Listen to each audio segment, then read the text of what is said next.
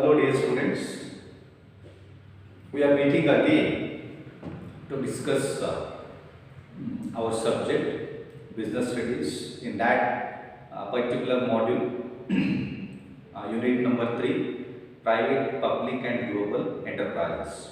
Okay, so as we are meeting for the third time to discuss the same module, I am taking this as lecture number 3 and same unit 3, private, public and global enterprise.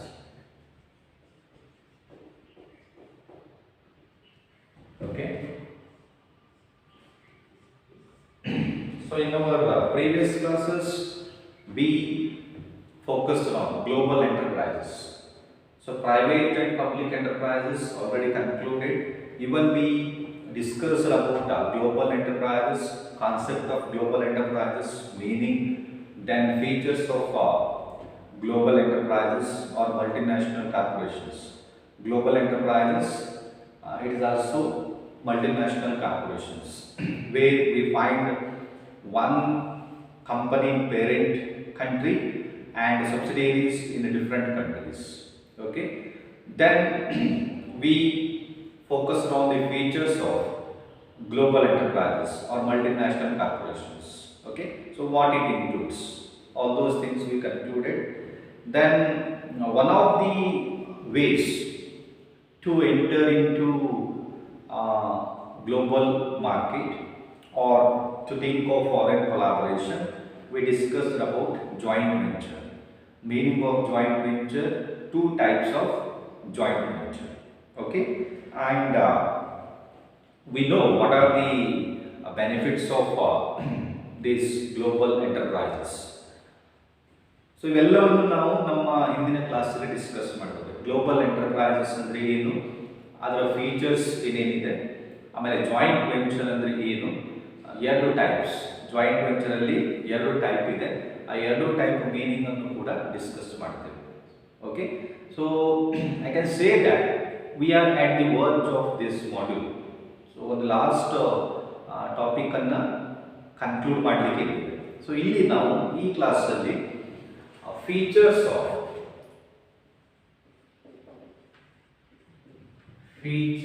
of joint venture. So joint venture ಅಂತ ಹೇಳಿದ್ರೆ ಏನಂತ ನಾವು discuss ಮಾಡ್ತೀವಿ. So joint venture ಅಂತ ಹೇಳಿದ್ರೆ ಎರಡು business ಎಂಟರ್ಪ್ರೈಸಸ್ಗಳು agreement ಮಾಡಿಕೊಳ್ತವೆ. ಅವರ mutual benefit, ಅವರ ಬೆನಿಫಿಟ್ಗೋಸ್ಕರ ಅಗ್ರಿಮೆಂಟ್ ಮಾಡ್ಕೊಳ್ತಾರೆ. ಸೊ ಒಂದು ಕಂಪನಿ ಭಾರತದಲ್ಲಿರ್ಬೋದು, ಇನ್ನೊಂದು ಕಂಪನಿ ಬೇರೆ ದೇಶದಲ್ಲಿರ್ಬೋದು. ಸೊ ಎರಡು ಕಂಪನಿಗಳು ಏನು ಮಾಡುತ್ತೆ, ಒಂದು ಅಗ್ರಿಮೆಂಟ್ ಮಾಡ್ಕೊಳ್ಳುತ್ತೆ ಫಾರ್ ಮ್ಯೂಚುವಲ್ ಬೆನಿಫಿಟ್. ಸೊ ಒಂದು 5 ವರ್ಷನೋ 10 ವರ್ಷನೋ ನಾವು ಒಟ್ಟಿಗೆ ಸೇರಿ ಬಿಸ್ನೆಸ್ ಮಾಡೋಣ. ಸೊ ನಿಮ್ಮ ಪ್ರಾಡಕ್ಟು ಸರ್ವಿಸಸ್ ಏನಿದೆಯೋ ನಮ್ಮ ದೇಶದಲ್ಲಿ ಸೇಲ್ ಮಾಡಿ, ನಮ್ಮ ಪ್ರಾಡಕ್ಟು ಸರ್ವಿಸಸ್ ಏನಿದೆಯೋ ನಿಮ್ಮ ದೇಶದಲ್ಲಿ ನಾವು ಮಾರ್ಕೆಟ್ ಮಾಡ್ತೀವಿ. ಸೊ ಅದನ್ನು ನಾವೇನು ಹೇಳ್ತೇವೆ, ಜಾಯಿಂಟ್ ವೆಂಚರ್. ಇಬ್ಬರಿಗೂ ಬೆನಿಫಿಟ್ ಆಗುತ್ತೆ. ಓಕೆ, ಸೊ ಅದರದ್ದೇ ಆದ ಕೆಲವೊಂದು ಫೀಚರ್ಸ್ ಇದೆ. ಯಾವ್ಯಾವ ಫೀಚರ್ಸ್ ಅಂತ ನಾವು ಡಿಸ್ಕಸ್ ಮಾಡೋಣ. Okay, so features of joint venture. So one by one we discuss. Okay, increase resources,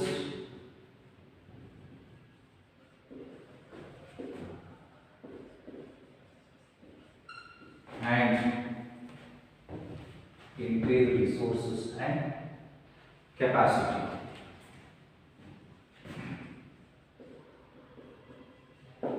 Okay, so increase the resources. So the features ಅನ್ನೋಕ್ಕಿಂತ ನಾವು benefits ಅಂತ ನೋಡೋಣ. Okay, benefits of, because features we do not have for our discussion. Of course, sometimes we know features, 1 or 2 points of features become the importance or benefits or advantages. Okay, so features ಅಂದ್ರೆ base ಆಗಿ ಇಟ್ಕೊಂಡು ಕೆಲವೊಮ್ಮೆ ನಾವು advantages ಬರೀತೇವೆ, ಆಮೇಲೆ benefits ಅಂತಾನು ಹೇಳ್ತೇವೆ, ಅದನ್ನ importance ಅಂತಾನು ಹೇಳ್ತೇವೆ. ಓಕೆ, ಸೊ ಜಾಯಿಂಟ್ ವೆಂಚರ್ ಮಾಡೋದ್ರಿಂದ ಏನು ಬೆನಿಫಿಟ್ ಇದೆ? ಸೊ ಇಲ್ಲಿ ನಾನು ಎಕ್ಸಾಂಪಲ್ ತಗೊಳ್ತೇನೆ. ನಾನು ಒಂದು ದೇಶದಲ್ಲಿರೋ ಕಂಪನಿ, ನೀವು ಇನ್ನೊಂದು ದೇಶದಲ್ಲಿರೋ ಕಂಪನಿ. ಓಕೆ, ಸೊ ನಾವಿಬ್ರು ಏನು ಮಾಡ್ತಾ ಇದ್ದೀವಿ ಈಗ? ಅಗ್ರಿಮೆಂಟ್ ಮಾಡ್ಕೊಳ್ತಾ ಇದ್ದೇವೆ. ಏನು ಅಗ್ರಿಮೆಂಟು? ಹೀರೋ ಕಂಪನಿ ಅಂತ ನಮ್ಮದು ಅಂತ ತಿಳ್ಕೊಳ್ಳಿ, ಇಂಡಿಯಾದು. ನಿಮ್ದು ಹೋಂಡಾ ಕಂಪನಿ, ನೀವು ಎಲ್ಲಿದ್ದೀರಿ? ಜಪಾನಲ್ಲಿ ಇದ್ದೀರಾ. ಸೊ ನಾವೀಗ ಏನು ಅಗ್ರಿಮೆಂಟ್ ಮಾಡ್ಕೊಂಡ್ವಿ? ಸೊ ನಾವು ಒಂದು ಜಾಯಿಂಟ್ ವೆಂಚರ್ ಮಾಡೋಣ. ಸೊ ಜೊತೆಯಲ್ಲೇ ಸೇರಿಕೊಂಡು ಬಿಸ್ನೆಸ್ ಮಾಡೋಣ. ಏನಂತ ಮಾಡೋಣ? ಒಂದು 5 ವರ್ಷಕ್ಕೂ 10 ವರ್ಷಕ್ಕೂ ಅಗ್ರಿಮೆಂಟ್ ಮಾಡಿಕೊಂಡು ಬಿಸ್ನೆಸ್ ಮಾಡೋಣ. ಸೊ ಹೀರೋ ಹೋಂಡಾ ಬೈಕ್ ಅಂತ ಮಾಡೋಣ. ಸೊ ನಾವೇನು ಮಾಡ್ತೇವೆ? ಇಲ್ಲಿಯೂ ಕೂಡ ಅದನ್ನು ಸೇಲ್ ಮಾಡ್ತೇವೆ, ಸರ್ವಿಸ್ ಕೊಡ್ತೇವೆ. ಭಾರತದಲ್ಲಿ, ನಮ್ಮ ದೇಶದಲ್ಲಿ. ಜಪಾನಲ್ಲೂ ಕೂಡ ಅದನ್ನು ಸರ್ವಿಸ್ ಕೊಡ್ತೇವೆ, ಸೇಲ್ ಮಾಡ್ತೇವೆ. ಓಕೆ, ಹೀಗೆ ಮಾಡೋದ್ರಿಂದ ಏನು ಬೆನಿಫಿಟ್ ಆಗುತ್ತೆ? ಕೆಲವೊಮ್ಮೆ ಕೇಳ್ಬೋದು 1 ಮಾರ್ಕಿಂಗ್ ಅಥವಾ 2 ಮಾರ್ಕ್ಸಿಗೆ write any 2 examples for joint venture ಅಂತ ಕೇಳ್ಬೋದು. ಓಕೆ, ಸೊ ಎಕ್ಸಾಂಪಲ್ ಅಂತ ಕೇಳಿದಾಗ ನೀವು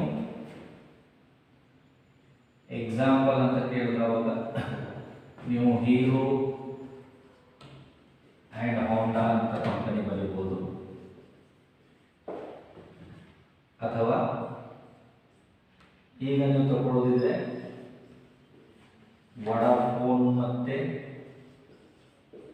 ಐಡಿಯಾ ಅಂತ ಬರೀಬೋದು, ಅಥವಾ ಭಾರತಿ ಮತ್ತೆ ಏರಿಯಾ ಅಂತ ಬರೀಬೋದು.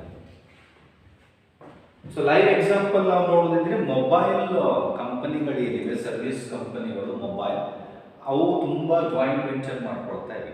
ಯಾಕಂತ ಹೇಳಿದ್ರೆ ಕಾಮನ್ ಆಗಿ ನಾವು ನೋಡ್ತಾ ಇದ್ದೇವೆ, ಅವುಗಳು ತುಂಬಾ ಲಾಸಸ್ ಅಲ್ಲಿ ನಡೀತಾ ಇದೆ ಅಂತ ಕೇಳಿದ್ದೇವೆ ಇಕಾನಮಿಯಲ್ಲಿ. ಸೊ ಹೀಗೆ ಜಾಯಿಂಟ್ ವೆಂಚರ್ ಮಾಡ್ಕೊಳ್ಳೋದ್ರಿಂದ ಎರಡೂ ಕಂಪನಿಗಳಿಗೂ ಉಪಯೋಗ ಆಗುತ್ತೆ, ಬೆನಿಫಿಟ್ ಆಗುತ್ತೆ. ಸೊ ಏನೇನು ಬೆನಿಫಿಟ್ ಆಗುತ್ತೆ? Increase resources and capacity. Okay, increase resources and capacity. So what is the increase resources? So ಎರಡೂ ಕಂಪನಿಗಳು ಅಗ್ರಿಮೆಂಟ್ ಮಾಡ್ಕೊಳ್ಳೋದ್ರಿಂದ ಸೊ ನಮ್ಮ ರಿಸೋರ್ಸಸ್ ಮತ್ತೆ ಅವರ ರಿಸೋರ್ಸಸ್, ಯಾವ ರಿಸೋರ್ಸಸ್ ಇರ್ಬೋದು? ಫಿಸಿಕಲ್ ರಿಸೋರ್ಸಸ್ ಇರ್ಬೋದು, ಆಮೇಲೆ ಫಿನಾನ್ಷಿಯಲ್ ರಿಸೋರ್ಸಸ್ ಇರ್ಬೋದು, ಆಮೇಲೆ ಹ್ಯೂಮನ್ ರಿಸೋರ್ಸಸ್ ಇರ್ಬೋದು. ರಿಸೋರ್ಸಸ್ಗಳು ಹೆಚ್ಚಿಗೆ ಆಗುತ್ತೆ.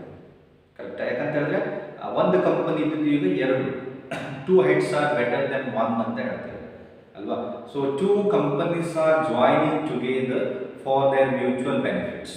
ಸೊ ನನ್ನದೊಂದು ಕಂಪನಿ, ನಿಮ್ಮದೊಂದು ಕಂಪನಿ, ಇಬ್ಬರು ಸೇರಿ ಈಗ ಒಂದು ಅಗ್ರಿಮೆಂಟ್ ಮಾಡ್ಕೊಂಡಿದ್ದೇವೆ, 10 ವರ್ಷ ಬಿಸ್ನೆಸ್ ಮಾಡ್ತೀವಿ ಅಂತ.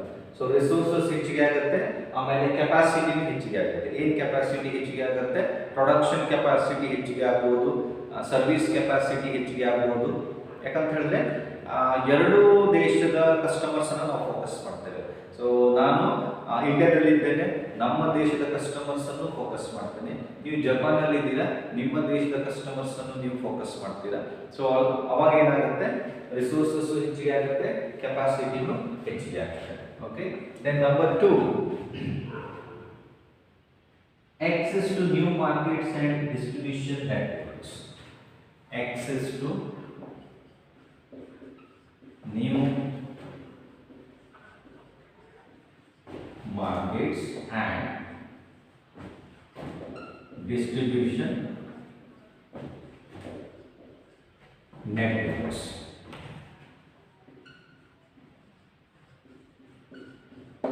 Distribution networks. Okay, access to new markets and distribution networks. So in joint venture we are finding that two companies come together, they make an agreement, they are joining their hands to market their products, to give their services in both the countries. Okay, so there we find access to new markets and distribution networks ಅಲ್ವಾ? So ಎರಡು ಕಂಪನಿಗಳು agreement ಮಾಡ್ಕೊಳ್ಳೋದ್ರಿಂದ, ಒಂದು company ಇಂಡಿಯಾದಲ್ಲಿದೆ, ಒಂದು company ಜಪಾನಲ್ಲಿದೆ. So ಎರಡೂ ಕಂಪನಿಗಳು ಒಂದು joint venture ಮಾಡ್ಕೊಳ್ಳೋದ್ರಿಂದ, ಅಗ್ರಿಮೆಂಟ್ ಮಾಡ್ಕೊಳ್ಳೋದ್ರಿಂದ ಏನಾಗುತ್ತೆ? ಹೊಸ ಮಾರ್ಕೆಟಿಗೆ ಪ್ರಾಡಕ್ಟ್ಸ್ ಅನ್ನ, ನಮ್ಮ ಪ್ರಾಡಕ್ಟ್ಸ್ ಅನ್ನ ಇಂಟ್ರೊಡ್ಯೂಸ್ ಮಾಡಬಹುದು, ಮಾರ್ಕೆಟ್ ಮಾಡಬಹುದು. ಅದೇ ರೀತಿಯಾಗಿ ಡಿಸ್ಟ್ರಿಬ್ಯೂಷನ್ ನೆಟ್ವರ್ಕ್ಸ್ ಕೂಡ ಹೆಚ್ಚಿಗೆ ಆಗ್ತಾ ಹೋಗುತ್ತೆ. ಅಂದ್ರೆ ನಮ್ಮ ಪ್ರಾಡಕ್ಟ್ಸ್ ಈಗ ನಮ್ಮ ಮಾರ್ಕೆಟ್ ಅಲ್ಲಿ ಅಷ್ಟೇ ಅಲ್ಲದೆ, ನಮ್ಮ ಇಂಡಿಯನ್ ಮಾರ್ಕೆಟ್ ಅಲ್ಲಿ ಅಷ್ಟೇ ಅಲ್ಲದೆ, ಜಪಾನ್ ಮಾರ್ಕೆಟ್ ಅಲ್ಲೂ ಕೂಡ ನಾವು ಪ್ರಾಡಕ್ಟ್ಸ್ ಅನ್ನ ಸೇಲ್ ಮಾಡ್ತಾ ಇದ್ದೀವಿ. ಸೊ ಅದು ನಮಗೆ ನ್ಯೂ ಮಾರ್ಕೆಟ್ ಆಯಿತು. ಆಮೇಲೆ ಡಿಸ್ಟ್ರಿಬ್ಯೂಷನ್ ನೆಟ್ವರ್ಕ್ ಆಯಿತು. ಸೊ ಜಪಾನ್ ಕಂಪನಿಯವರು ಏನು ಮಾಡ್ತಾ ಇದ್ದಾರೆ, ಇಲ್ಲಿಯೂ ಕೂಡ ಅವರು ಪ್ರಾಡಕ್ಟ್ಸ್ ಅನ್ನ ಸೇಲ್ ಮಾಡ್ತಾ ಇದ್ದಾರೆ. ಅವ್ರಿಗೆ ಅದು ನ್ಯೂ ಮಾರ್ಕೆಟ್ ಆಯಿತು. ಆಮೇಲೆ ಡಿಸ್ಟ್ರಿಬ್ಯೂಷನ್ ನೆಟ್ವರ್ಕ್, ಇಲ್ಲಿಯೂ ಕೂಡ ಪ್ರಾಡಕ್ಟ್ ಅನ್ನ ಡಿಸ್ಟ್ರಿಬ್ಯೂಷನ್ ಮಾಡ್ತಾ ಇದ್ದಾರೆ. ಸೊ ಈ ಜಾಯಿಂಟ್ ವೆಂಚರ್ ಇಂದ ಏನಾಗುತ್ತೆ ಅಂತ ಹೇಳಿದ್ರೆ, ಅಗ್ರಿಮೆಂಟ್ ಮಾಡ್ಕೊಳ್ಳೋದ್ರಿಂದ ನಾವು ಹೊಸ ಮಾರ್ಕೆಟ್ ಅಲ್ಲಿ ನಮ್ಮ ಗೂಡ್ಸ್ ಅನ್ನ ಮಾರ್ಕೆಟ್ ಮಾಡಬಹುದು. Correct. So that is the second point. Then point number 3 we have access to technology. Access to technology. I think almost the same points what we discussed in the case of features of global enterprises. So features of global enterprises ಅಲ್ಲೂ ನಾವು ಇದೇ points ಅನ್ನು ಓದಿದ್ವಿ. ಯಾಕಂತ ಹೇಳಿದ್ರೆ ಈ joint venture ಅನ್ನೋದು ಕೂಡ ಒಂದು ಗ್ಲೋಬಲ್ ಎಂಟರ್ಪ್ರೈಸ್, ಅದು ಒಂದು ಮಲ್ಟಿನ್ಯಾಷನಲ್ ಕಂಪನಿ ಬಿಸ್ನೆಸ್. ಸೊ ಅಲ್ಲಿಯೂ ಕೂಡ ಬೇರೆ ಬೇರೆ ದೇಶದ ಕಂಪನಿಗಳು ಒಪ್ಪಂದ ಮಾಡಿಕೊಂಡು ತಮ್ಮ ತಮ್ಮ ಪ್ರಾಡಕ್ಟ್ಸ್ ಅನ್ನ ಎಲ್ಲ ಕಡೆ ಯಾರ ಜೊತೆ ಒಪ್ಪಂದ ಮಾಡ್ಕೊಂಡಿರ್ತಾರೋ ಅಲ್ಲಿ ತಮ್ಮ ತಮ್ಮ ಪ್ರಾಡಕ್ಟ್ಸ್ ಅನ್ನ ಮಾರ್ಕೆಟ್ ಮಾಡ್ತಾರೆ. ಸೊ ಇಲ್ಲೇನಾಗುತ್ತೆ, ಎಕ್ಸೆಸ್ ಟು ಟೆಕ್ನಾಲಜಿ. ಸೊ ನಾವು ಆ ಕಂಪನಿ ಜೊತೆ ಒಪ್ಪಂದ ಮಾಡ್ಕೊಳ್ಳೋದ್ರಿಂದ when we make an agreement with them, we can access to technology. That means the technology which we do not have, that they can give us, and the technology which they do not have, that we can give to them. ಕರೆಕ್ಟಾ? So ನಮ್ಮ ಹತ್ರ ಏನು technology ಇರೋದಿಲ್ವೋ, ಇವತ್ತೆಲ್ಲವೂ ಟೆಕ್ನಾಲಜಿಯಲ್ಲಿ ನಡೀತಾ ಇದೆ, ಗೊತ್ತಿಲ್ಲ ನಮಗೆ. So ನಮಗೊಂದು product ಬೇಕಂತ ಹೇಳಿದ್ರೆ ನಾವು ಮಾರ್ಕೆಟಿಗೆ ಹೋಗ್ಬೇಕಂತಿಲ್ಲ. ಸೊ ಮೊಬೈಲಲ್ಲೇ ಮನೇಲಿ ಕೂತ್ಕೊಂಡೆ ಆ ಪ್ರಾಡಕ್ಟ್ ಅನ್ನು ಆರ್ಡರ್ ಮಾಡಬಹುದು. ಇವನ್ ಫುಡ್, ಕನ್ಸ್ಯೂಮರ್ ಗುಡ್ಸ್ ಅಲ್ವಾ. ಸೊ ಇವತ್ತು ನಾವು ಎಲ್ಲಿ ತನ್ನ ಟೆಕ್ನಾಲಜಿ ಯೂಸ್ ಮಾಡ್ಕೊಳ್ತೀವಿ ಅಂತ ಹೇಳಿದ್ರೆ, ನನಗೆ ಮಾರ್ನಿಂಗ್ ಬ್ರೇಕ್ಫಾಸ್ಟ್ ಬೇಕಂತ ಹೇಳಿದ್ರು ನಾನು ಹೋಟ್ಲಿಗೆ ಹೋಗ್ಬೇಕಂತ ಇಲ್ಲ. ಸೊ ನನ್ನ ಮೊಬೈಲಲ್ಲೇ ನಾನು ಆರ್ಡರ್ನ ಕಳಿಸ್ಬೋದು, ಮನೆಗೆ ತಂದು ಕೊಡ್ತಾರೆ, ಡೋರ್ ಟು ಡೋರ್ ಸರ್ವಿಸಸ್ ಅಲ್ವಾ. ಅಥವಾ ನನಗೆ ರಾತ್ರಿ ಊಟಕ್ಕೆ ಹೊರಗಡೆ ಹೋಗ್ಲಿಕ್ಕೆ ಮನಸ್ಸಿಲ್ಲ, ಮನೆಯಲ್ಲೇ ಊಟ ಮಾಡ್ಬೋದು. ಸೊ ಮೊಬೈಲಲ್ಲಿ ನೀವು ಆರ್ಡರ್ನ ಪ್ಲೇಸ್ ಮಾಡ್ಬೋದು. ಓಕೆ. ಸೊ ಇವೆಲ್ಲವೂ technology, access to technology. So ಎರಡು ಕಂಪನಿಗಳು ಅಗ್ರಿಮೆಂಟ್ ಮಾಡ್ಕೊಳ್ಳೋದ್ರಿಂದ ನಮ್ಮ ಹತ್ರ ಇಲ್ಲಿರೋ ಟೆಕ್ನಾಲಜಿ ಅವರಿಂದ ತಗೋಬಹುದು, ಅಥವಾ ಅವ್ರ ಹತ್ರ ಇಲ್ಲಿರೋ ಟೆಕ್ನಾಲಜಿನ ನಾವು ತಗೋಬಹುದು. Okay. So that is point number 4. Then we have innovation.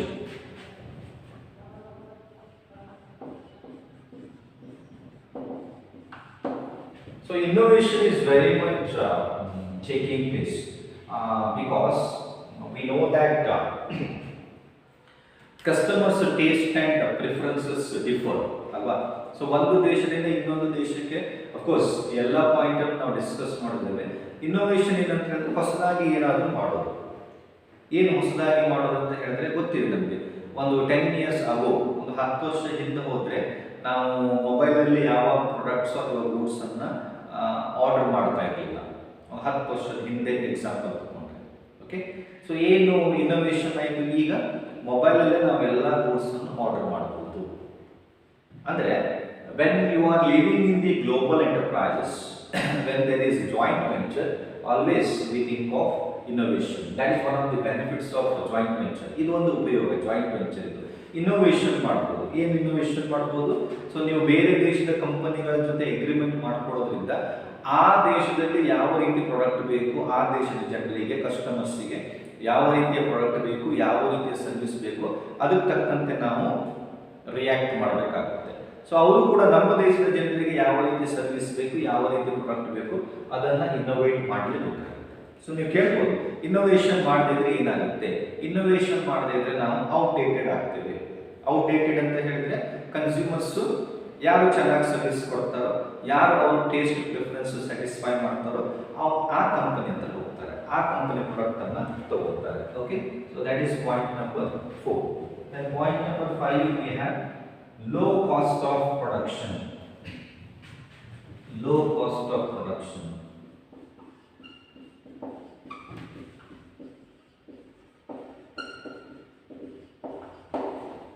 ಹೇಗೆ ಸಾಧ್ಯ ಆಗುತ್ತೆ ಲೋ ಕಾಸ್ಟ್ ಆಫ್ ಪ್ರೊಡಕ್ಷನ್? ನೋಡಿ, ನಾನೊಂದು ಎಕ್ಸಾಂಪಲ್ ಕೊಡ್ತೇನೆ. ಸೊ ಇದೊಂದು ಜಾಯಿಂಟ್ ವೆಂಚರ್ ಆಗಿದೆ. ಓಕೆ. ಸೊ ಯಾರ್ಯಾರ ನಡುವೆ? ಸೊ ಒಂದು ಕಂಪನಿ ಇಂಡಿಯಾದಲ್ಲಿದೆ, ಒಂದು ಕಂಪನಿ ಜಪಾನಲ್ಲಿ. ಸೊ ಇವ್ರ ನಡುವೆ ಏನಾಯ್ತು, ಈಗ ಒಂದು ಎಗ್ರಿಮೆಂಟ್ ಆಯಿತು. ಏನು ಎಗ್ರಿಮೆಂಟ್ ಆಯಿತು? ಸೊ ಒಂದು 10 ವರ್ಷಕ್ಕೆ 5 ವರ್ಷಕ್ಕೆ ನಮ್ಮ ಪ್ರಾಡಕ್ಟ್ಸ್ ಅಂತ ಒಂದು ಪೆನ್ ಅಂತ ತಗೊಳ್ಳೋದು. ಪೆನ್ ನಮ್ಮ ಪ್ರಾಡಕ್ಟ್ ಅನ್ನ ನಿಮ್ಮ ಮಾರ್ಕೆಟ್ ಅಲ್ಲಿ ಸೇಲ್ ಮಾಡ್ತೇವೆ, ನಿಮ್ಮ ಪ್ರಾಡಕ್ಟ್ ಅನ್ನ ನಮ್ಮ ಮಾರ್ಕೆಟ್ ಅಲ್ಲಿ ಸೇಲ್ ಮಾಡಿ. ಓಕೆ, ಸೊ ಎರಡು ಕಂಪನಿಗಳ ಜೊತೆ ಅಗ್ರಿಮೆಂಟ್ ಆಯಿತು. ಸೊ ಇಲ್ಲೊಂದು ಕಂಪನಿ, ಇದೊಂದು ಕಂಪನಿ. ಸೊ ಹೀಗಾದವಾಗ ಏನಾಗುತ್ತೆ, ನೀವು ಜಪಾನಿಗೆ ಹೋಗಿ ಹೊಸ ಕಂಪನಿ ಸ್ಟಾರ್ಟ್ ಮಾಡಿ ಪ್ರೊಡಕ್ಷನ್, ಪೆನ್ ಪ್ರೊಡಕ್ಷನ್ ಸ್ಟಾರ್ಟ್ ಮಾಡಬೇಕಂತ ಇಲ್ಲ. Getting what I am telling? ನೀವು ಇಂಡಿಯಾದಿಂದ ಜಪಾನಿಗೆ ಹೋಗಿ ಹೊಸ ಕಂಪನಿ ಸ್ಟಾರ್ಟ್ ಮಾಡಿ ಅಥವಾ ಹೊಸ ಬಿಸ್ನೆಸ್ ಸ್ಟಾರ್ಟ್ ಮಾಡಿ ಅಲ್ಲಿ ಪೆನ್ ಅನ್ನ ಮ್ಯಾನುಫ್ಯಾಕ್ಚರ್ ಮಾಡಬೇಕಂತ ಹೇಳಿದ್ರೆ you may incur more cost of production. Rather ನಾವೇನ್ ಮಾಡ್ತೇವೆ, ಅಗ್ರಿಮೆಂಟ್ ಆಗಿರೋದ್ರಿಂದ ಅದೇ ಕಂಪನಿಗೆ ಏನ್ ಹೇಳ್ತೇವೆ, ಆ ಕಂಪನಿ ಹೆಸರಲ್ಲಿ ನಾವು ನಮ್ಮ ಪ್ರಾಡಕ್ಟ್ ಅನ್ನ ಅಲ್ಲಿ ಸೇಲ್ ಮಾಡ್ತೇವೆ. ಸೊ ಹೊಸದಾಗಿ ನೀವು ಯೂನಿಟ್ ಅನ್ನ ಸ್ಟಾರ್ಟ್ ಮಾಡಿ ಅಥವಾ ಬ್ರಾಂಚ್ ಅನ್ನ ಸ್ಟಾರ್ಟ್ ಮಾಡಿ ಪ್ರೊಡಕ್ಷನ್ ಮಾಡ್ಬೇಕಂತ ಇಲ್ಲ. ಸೊ ಅಲ್ಲಿ ಇರೋ ಕಂಪನಿ ಜೊತೆ ನಾವು ಅಗ್ರಿಮೆಂಟ್ ಮಾಡಿಕೊಂಡು ನಮ್ಮ ಪ್ರಾಡಕ್ಟ್ ಅನ್ನ ಅಲ್ಲಿ ಸೇಲ್ ಮಾಡ್ತೇವೆ. ಅವಾಗ ನಮ್ಗೆ ಏನಾಗುತ್ತೆ, low cost of production. That is one of the benefits of joint venture. ಗೊತ್ತಾಗತ್ತಾ? ಸೊ ಇಂಡಿಯಾದಿಂದ ನೀವು ಅಲ್ಲಿ ಹೋಗಿ ಹೊಸದಾಗಿ ಕಂಪನಿ ಬಿಸ್ನೆಸ್ ಸ್ಟಾರ್ಟ್ ಮಾಡಿ ಪೆನ್ ಅನ್ನ ಮ್ಯಾನುಫ್ಯಾಕ್ಚರ್ ಮಾಡ್ಬೇಕಂತ ಇಲ್ಲ. ಅಲ್ಲಿರೋ ಕಂಪನಿ ಜೊತೆನೆ ಅಗ್ರಿಮೆಂಟ್ ಮಾಡ್ಕೊಂಡಿದ್ದೀರಾ. ಸೊ ಅವ್ರು ಏನ್ ಮಾಡ್ತಾರೆ, ನಮ್ಮ ಪ್ರಾಡಕ್ಟ್ಸ್ ಅನ್ನ ಅಲ್ಲಿ ಸೇಲ್ ಮಾಡಲಿಕ್ಕೆ ಹೆಲ್ಪ್ ಮಾಡ್ತಾರೆ. ಸೊ ಅವಾಗ ನಮಗೆ ಕಾಸ್ಟ್ ಕಡಿಮೆ ಆಗುತ್ತೆ. Okay, then lastly we have established brand name.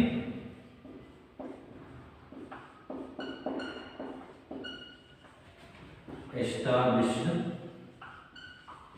brand name. Okay, established brand name ಅಂತ ಹೇಳಿದ್ರೆ again that is one of the benefits of joint venture. Sometimes when you are making an agreement with the branded company, okay, so ಯಾವುದೋ ಒಂದು branded company ಜೊತೆ ನೀವು joint venture ಮಾಡ್ಕೊಂಡಾಗ ಆ company ಹೆಸರು ಜೊತೆಗೆ ನಮ್ಮ ಕಂಪನಿ ಪ್ರಾಡಕ್ಟ್ ಹೆಸರು ಕೂಡ ಮಾರ್ಕೆಟ್ ಅಲ್ಲಿ ಬರುತ್ತೆ. ಅದನ್ನೇ ನಾವೇನು ಹೇಳ್ತೇವೆ, ಎಸ್ಟಾಬ್ಲಿಷ್ ಬ್ರ್ಯಾಂಡ್. ಎಷ್ಟು ಜನರು ಇವತ್ತಿಗೂ ಕೂಡ ಹೀರೋ ಹೊಂಡಾನೇ ಅಂತ ಹೇಳ್ತಾರೆ. ಅವರ ಜಾಯಿಂಟ್ ವೆಂಚರ್ ಅಗ್ರಿಮೆಂಟ್ ಮುಗ್ದಿದ್ರು ಕೂಡ ಇವತ್ತಿಗೂ ಹೀರೋ ಹೊಂಡಾನೇ ಅಂತ ಹೇಳ್ತಾರೆ. ಹೀರೋ ಹೊಂಡಾ ಬೈಕ್ ಅಂತಾನೆ ಹೇಳ್ತಾರೆ. ಹೀರೋ ಬೈಕ್ ಬೇರೆ, ಹೊಂಡಾ ಬೈಕ್ ಬೇರೆ ಅಂತ ಹೇಳೋದು. ಇವೆಲ್ಲವನ್ನು ನಾವು ಎಸ್ಟಾಬ್ಲಿಷ್ ಬ್ರ್ಯಾಂಡ್ ನೇಮ್ ಅಂತ ಹೇಳ್ತೇವೆ. ಅವೆಲ್ಲ ಒಂದು ಬ್ರ್ಯಾಂಡ್ ಅನ್ನ ಕ್ರಿಯೇಟ್ ಮಾಡಿಬಿಟ್ಟಿದೆ ಮಾರ್ಕೆಟ್ ಅಲ್ಲಿ. ಯಾಕೆ ಅದು ಮಾರ್ಕೆಟ್ ಅಲ್ಲಿ ಬ್ರ್ಯಾಂಡ್ ನೇಮ್ ಕ್ರಿಯೇಟ್ ಆಯ್ತು ಅಂತ ಹೇಳಿದ್ರೆ ಬಿಕಾಸ್ ಆಫ್ ಜಾಯಿಂಟ್ ವೆಂಚರ್ ಅಲ್ವಾ. ಸೊ ಇವತ್ತು ನಾವು ತುಂಬಾ ಕಡೆ ನೋಡ್ತೇವೆ, many use to call as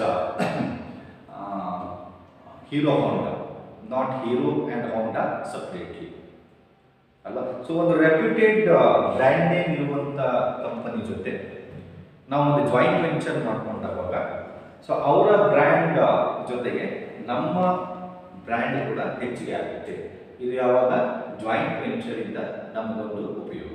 okay, so all these are the benefits of joint venture and there are many companies. For example, if we take, there are many organisations, enterprises which were under this joint venture agreement. Okay, so ಇಷ್ಟು ನಮ್ಮ syllabus ಇದ್ದಿದ್ದು meaning of global enterprises, okay, features of global enterprises, ಆಮೇಲೆ ಅದರಲ್ಲಿ joint venture ಅಂದ್ರೆ ಏನು, types of joint venture, ಆಮೇಲೆ ಕೊನೆಯದಾಗಿ benefits of joint venture. Okay, so with this I conclude this module. Of course I have taken only small concept, global enterprises, and you know that rest of the parts, private ಮತ್ತು public enterprises ಅನ್ನ madam already explain ಮಾಡಿದ್ದಾರೆ. So ನಾನು ತಗೊಂಡಿದ್ದು ಒಂದು ಸಣ್ಣ concept global enterprises. ಅದರಲ್ಲೂ ನಿಮಗೆ brief ಆಗಿ ಕೊಟ್ಟಿದ್ದಾರೆ, ಮೀನಿಂಗ್ ಅಂತ ಕೊಟ್ಟಿದ್ದಾರೆ, ಫೀಚರ್ಸ್ ಅಂತ ಕೊಟ್ಟಿದ್ದಾರೆ ಗ್ಲೋಬಲ್ ಎಂಟರ್ಪ್ರೈಸಸ್. ಸೊ ಅದರಲ್ಲಿ 1 to ಫಾರಿನ್ ಕೊಲಾಬರೇಷನ್ ಕೊಟ್ಟಿದ್ದಾರೆ, ಜಾಯಿಂಟ್ ವೆಂಚರ್, ಅದ್ರ ಮೀನಿಂಗು, ಅದ್ರ ಟೈಪ್ಸ್, ಆಮೇಲೆ ಬೆನಿಫಿಟ್ಸ್. ಕೆಲವೊಮ್ಮೆ ಎಕ್ಸಾಂಪಲ್ ಕೇಳ್ಬೋದು. ನೀವು ಒಂದು ಎಕ್ಸಾಂಪಲ್ ಕೇಳಿದ್ರೆ ಒಂದು ಬಂದ್ರೆ ಸಾಕು, ಎರಡು ಎಕ್ಸಾಂಪಲ್ ಕೇಳಿದ್ರೆ ಎರಡು ಬರಲಿ, 1 ಮಾರ್ಕ್ ಅಥವಾ 2 ಮಾರ್ಕ್ಸ್ ಕೇಳ್ಬೋದು. Right any one example for joint venture ಅಂತ ಕೇಳ್ಬೋದು. ಆರ್ 2 ಮಾರ್ಕ್ಸ್ ಅಂದ್ರೆ right 2 examples for joint venture ಅಂತ ಕೇಳ್ಬೋದು. ಸೊ ಇವಿಷ್ಟು ಈ ಚಾಪ್ಟರ್ ಅಲ್ಲಿ ನಮ್ಮ ಡಿಸ್ಕಷನ್ ಇದ್ದಿದ್ದು. So with this I conclude this module, private, public and global enterprises. So next classes I take up the new module, that is business services. Okay. So ಇದಕ್ಕೆ ಸಂಬಂಧಪಟ್ಟಂತೆ note ಅನ್ನು ನಾನು PDF ಅಲ್ಲಿ ಕಳಿಸ್ತೇನೆ. So ಆ note ಅನ್ನು ಬರ್ಕೊಂಡು ಅಷ್ಟನ್ನೇ ಓದ್ಕೊಂಡ್ರೆ ಸಾಕು. You can write the exams easily. Okay. So this module is also there for your midterm examination. So midterm ಗೆ ಚಾಪ್ಟರ್ ಕೂಡ ಇದೆ. ಸೊ ಅದನ್ನು ಕೂಡ ಓದ್ಕೋಬೇಕು. ಜೊತೆಗೆ ಉಳಿದಿದ್ದ 3 ಚಾಪ್ಟರ್ ಕೂಡ ಓದ್ಕೋಬೇಕು. 1 ಮಾರ್ಕ್ಸ್ ಕ್ವೆಶ್ಚನ್, 2 ಮಾರ್ಕ್ಸ್ ಕ್ವೆಶ್ಚನ್, ಆಮೇಲೆ 5 ಮಾರ್ಕ್ಸ್ ಇರುತ್ತೆ, 8 ಮಾರ್ಕ್ಸ್ ಇರುತ್ತೆ. ಓಕೆ. ಲಾಸ್ಟ್ ಸೆಕ್ಷನ್ ಏನೋ ಇರುತ್ತೆ, ಪ್ರಾಕ್ಟಿಕಲ್ ಓರಿಯೆಂಟೆಡ್ ಕ್ವೆಶ್ಚನ್. ಸೊ ಎಲ್ಲವನ್ನು ನೋಡ್ಕೋಬೇಕು. ಕ್ವೆಶ್ಚನ್ ಬ್ಯಾಂಕ್ ಅನ್ನು ನೋಡ್ಕೊಳ್ಳಿ. So you can easily write the answers. Okay. So with this I conclude this module, that is private, public and global enterprises. So thank you one and all.